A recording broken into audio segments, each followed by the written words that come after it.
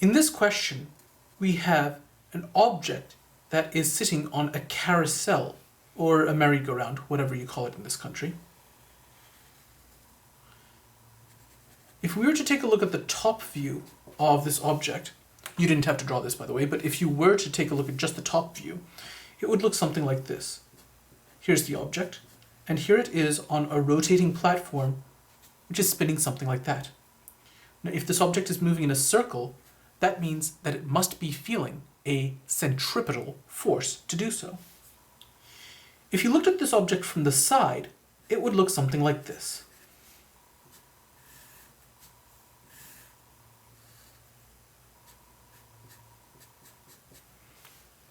So here's the object, and here is the platform which is rotating something like this. Now we're ready to draw our free body diagram for this object. It's going to feel a weight force pointed down, and it's going to feel a normal force pointed up. But what is the force that's actually responsible for causing it to move in a circle? Well, it can't be tension since there's no string. There's no spring force since there's no spring. There's no applied force because there's nothing in particular pushing on it. That just leaves friction. And friction is the only one that makes sense. Because this object is not sliding on this turntable as it rotates. It's being maintained in one place, which means that static friction, the friction that prevents sliding, is the force that's responsible for keeping this from sliding and therefore allowing this to move in a circle.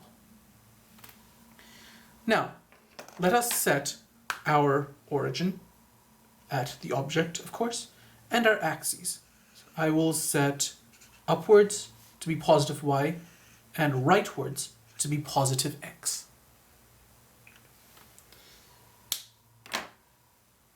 Now let's take a look at what we were actually given in this question. We were told that this carousel is rotating at 40 RPM. That's 40 revolutions per minute.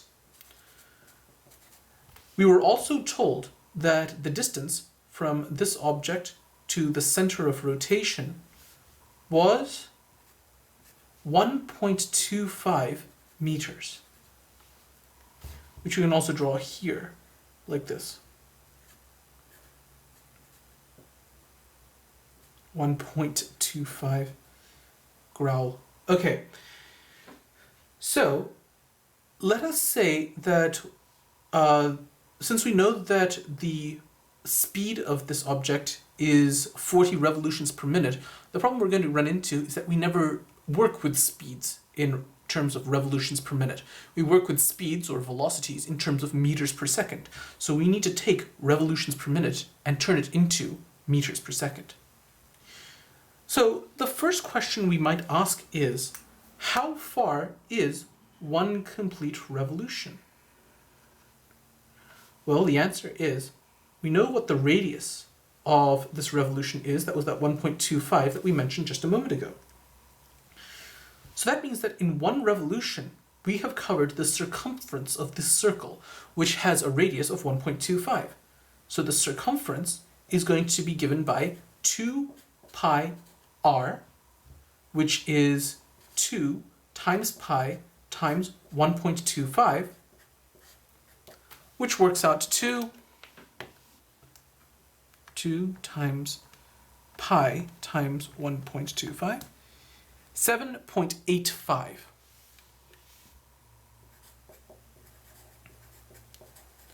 So that is the length of one circumference. That's the length of one revolution. Our carousel is making 40 revolutions per minute. So 40 revolutions per minute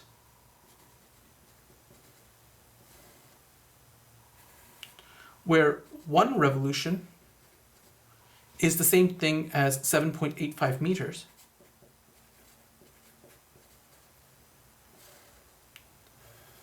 and 1 minute is the same thing as 60 seconds. We can set up a fence post like this. I know we haven't used fence posts really since, pretty much the first lesson. But so you can go back to that if this looks a little bit odd to you. But let's try working this out. 40 RPM times 7.85, which is the length of 1 RPM, divided by 60 to turn it from minutes into seconds, and we get 5.24 meters per second. So that is the speed of this object as it is rotating on the carousel. We were being asked to find the centripetal force. Now that we know this speed is now the velocity of this object as it's rotating in a circle, which is, in other words, its tangential speed, or its tangential velocity. It's the size of the tangential velocity. If we want to find the centripetal acceleration for something in uniform circular motion, it's easy to do. It's equal to the tangential velocity squared divided by the radius, which is 5.24 squared divided by the radius of 1.25.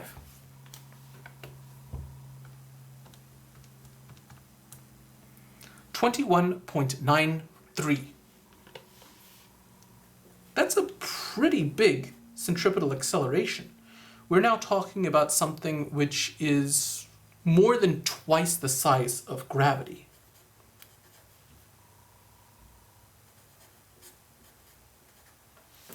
So the centripetal acceleration is 21.93 meters per second squared.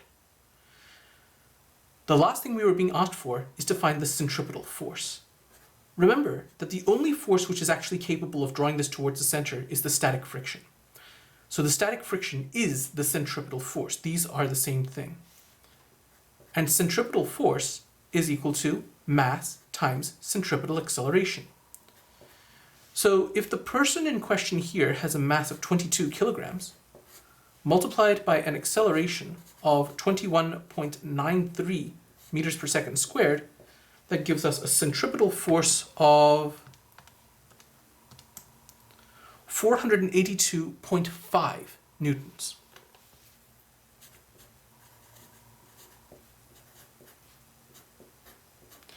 And in this orientation, this would be I hat. So this then is the centripetal force that a 22 kilogram child would be experiencing as he or she travels around in a circle at a radius of 1.25 meters.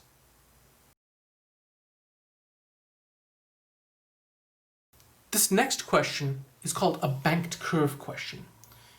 Here you have an object which is driving around, let's say, the circular off-ramp from a highway. So let's say there's a car here, and the car is driving on the circular off-ramp from a highway before it drives off onto Route 9 or something like that. Now, from a top view, we see this car moving in a circle. But what's not clear from this top view is the fact that for this to actually occur, the road needs to be slanted. Something like this.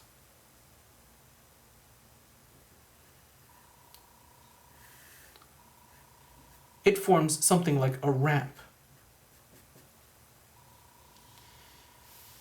This car is traveling like this, which from this point of view would look like it was moving into the page. Now, the idea behind having it as a ramp is that in this case, the car is going to feel the two forces. Which ones? Weight and a normal force from the ramp, like this.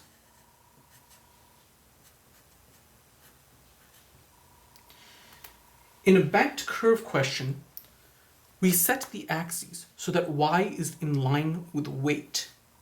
This is the only case where we ever have a ramp question in which the axes are not aligned with the normal force. They're aligned with the weight. And we're going to see why in just a second.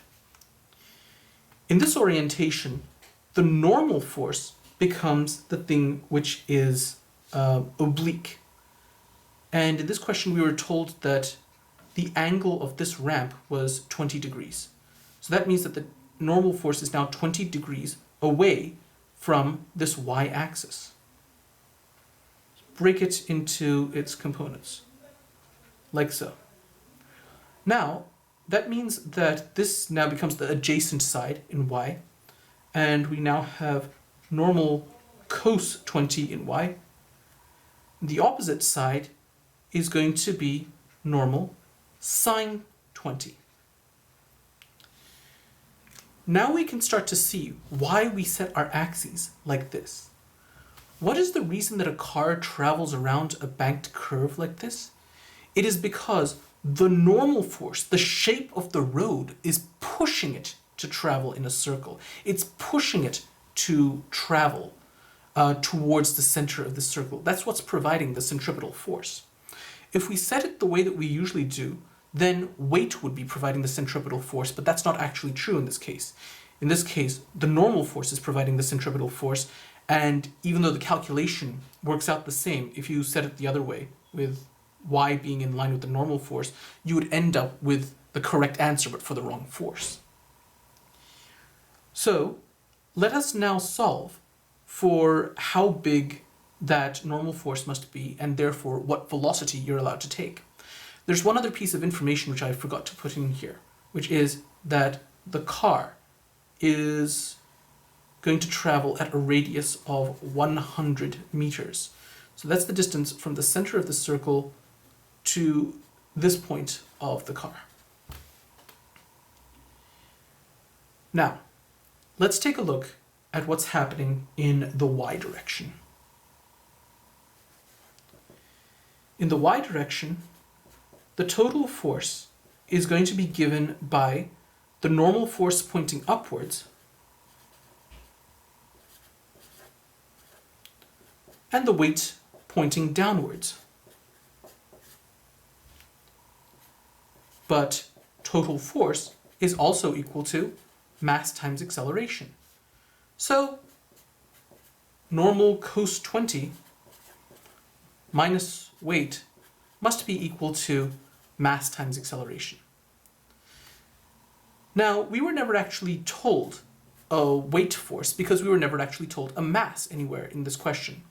When you're not told a mass, that means that the mass is irrelevant to the solution, which means, equivalently, we can pick whatever mass we want. To keep it simple, why don't we say that this car has a mass of 1 kilogram? A very light car, but it'll suit in terms of working out the physics, times 9.81 for g, which means that the weight of this 1 kilogram car would be 9.81 newtons. Now, let's take this information and let's plug it into this force balance here.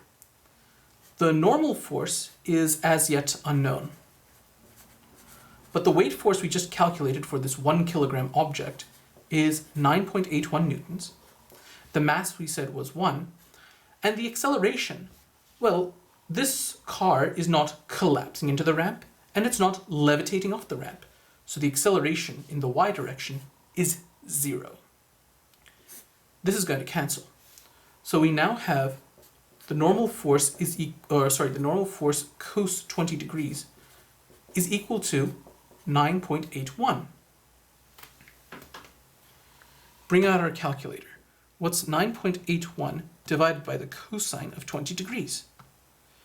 10.44. So that's the size of the normal force. 10.44. And because it's at an oblique angle, I should correctly write it like this. 10.44 newtons, that's the size of the normal force. Now let's take a look at what's happening in the x direction. In the x direction, there is only one force, and that's normal sine of 20 degrees. But again, total force is equal to mass times acceleration. So that means that normal sine of 20 degrees equals mass times acceleration. Now earlier we solved for the normal force. it was 10.44 newtons.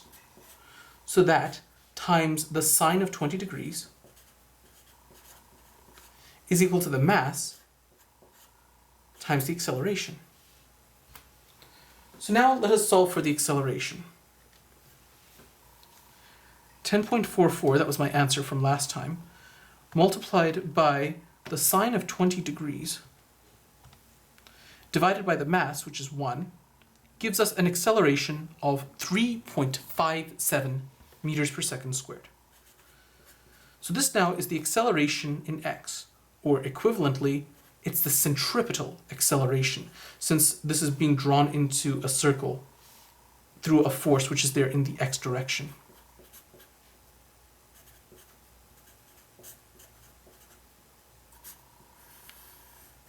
This is the acceleration, but that's not what we were being asked for. We were being asked for a velocity. Fortunately for us, acceleration, centripetal acceleration, is equal to the tangential velocity squared divided by the radius. So that works out to the centripetal acceleration of 3.57 is equal to Vt squared over a radius, 100. Multiply both sides by 100, you get Vt squared is equal to 357. So therefore, the tangential velocity becomes the square root of 357, which is 18.9.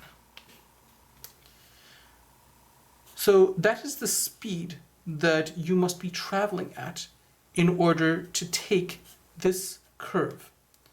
If you are traveling at a radius of 100 meters on a curve with an angle of 20 degrees, then you have to take it at 18.9. Faster than 18.9, and you will zoom off the track in this direction in accordance with Newton's first law. You'll start traveling in a straight line. The force will not be strong enough to keep you there. Anything less than 18.9 and you will be drawn inwards towards the center of the circle and you will plummet inwards like this. We don't want either one of those things to happen, so kindly travel at that velocity.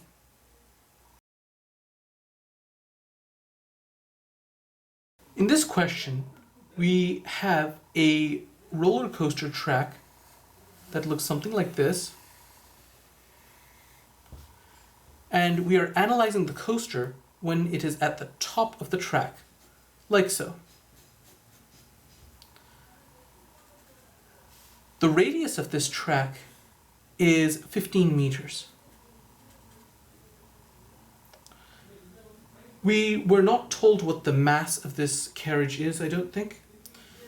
But we were told that the acceleration that it's feeling at the top is equal to 1.5 times the acceleration due to gravity. Now, knowing all of this information, let's draw the free body diagram. At the top, obviously this thing is going to be subjected to gravity, but here is where you have to be careful. First of all, that should be weight. But the thing is that a weight is only capable of producing an acceleration of 9.81. Not an acceleration bigger than 9.81, which is what we see here. So something else has to be pressing downwards on this. Now there's no strings, so there's no tension. There's no springs, so there's no spring force. The friction is not going to act in this direction, so that's not going to apply either. And there's no jetpacks or anything, so there's no applied force. The only other thing that can press this downward is a normal force from the track. A normal force pointing downwards. Now, let us draw the axes. So this is now the total free body diagram. It includes weight and it includes normal force.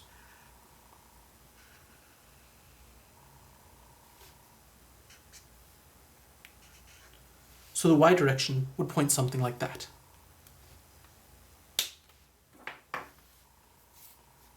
we wanted to know what is the velocity of this object as it passes over the top. Now, we know that the acceleration of this object is going to be 1.5 times g, which is 1.5 times 9.81, which works out to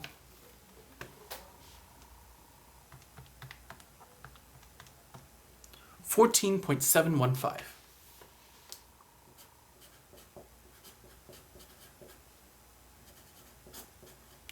And this is going to be in the positive y direction. That would be j hat. So, because this acceleration is going to pass through the center, that makes this the centripetal acceleration. Centripetal acceleration is equal to tangential velocity squared divided by radius. So the centripetal acceleration, 14.715, equals tangential velocity squared divided by a radius of 15. Multiply both sides by 15, and then take the square root, and we get a tangential velocity of 14.86.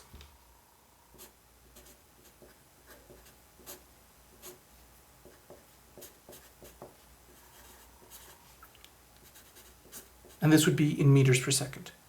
So that is the speed of this carriage as it travels through the top of this loop. It is traveling through a 15-meter loop, and the centripetal acceleration that it's feeling is 1.5 times the force of gravity, which is 14.715 meters per second squared. That's the tangential acceleration, and to generate that, you need that's the centripetal acceleration. To generate that, you need a tangential velocity of 14.86 meters per second.